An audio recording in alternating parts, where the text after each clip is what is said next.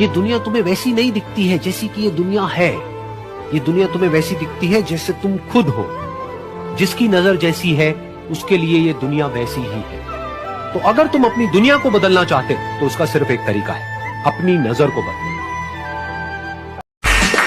मुकाम तो मेहनत की देन है, किसी की किस्मत बदनसीब नहीं होती। क्या मुकाम तो मेहनत की देन है, किसी की किस्मत बदनसीब नहीं होती। और हालातों का कसूर मत निकाल मेरे दोस्त, तरक्की वो भी करते हैं जिनको रोटी भी नसीब नहीं है।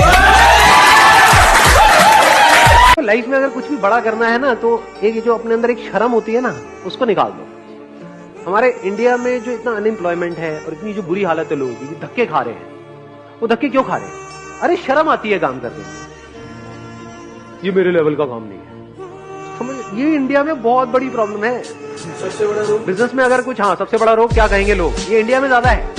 बाहर चाहे आप छोटा काम कर रहे हो चाहे बड़ा काम कर रहे हो, तो फर्क नहीं पड़ता है।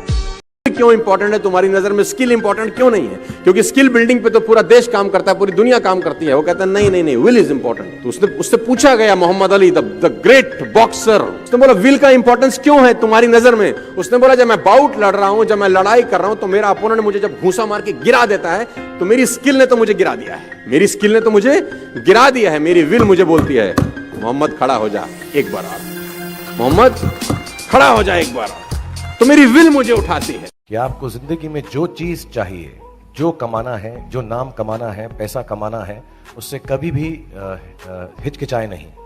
पूरे बल से, पूरी ताकत से हर वो चीज पाने की कोशिश करें जिसके आपके दिल में दिलचस्पी है, जिससे प्यार है। और हर बात वो करें जो आपको अपने सपने के करीब ले जाती है। लेकिन उस सपने के अंदर कहीं ना कहीं पर एक ऐसा ख्याल जरूर रखें कि अपनी ह्यूमैनिटी, अपने जो लोग हैं, उनका भी कुछ ना कुछ भला हो।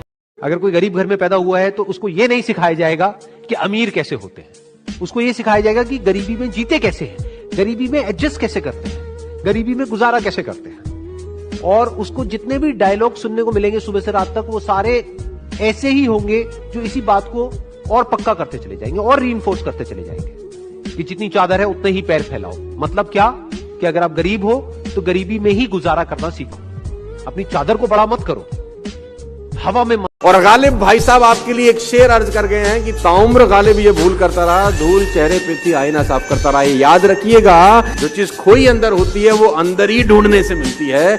इसीलिए मैं बोलता हूँ अपनी ही तलाशी लेनी है। बड़ी खूबसूरत बात मैंने पढ़ी थी रीमा जी कि तुम करते वो हो जो तुम चाहते हो, लेकिन होता वही है जो मैं चाहता हूँ। तुम वो करो जो मैं चाहता हूँ, फिर वही होगा जो तुम चाहते हो। तो बड़ी खूबसूरत बात है ये कि असफलता एक चुनौती है, इसे स्वीकार करो। असफलता एक चुनौती है, इसे स्वीकार करो।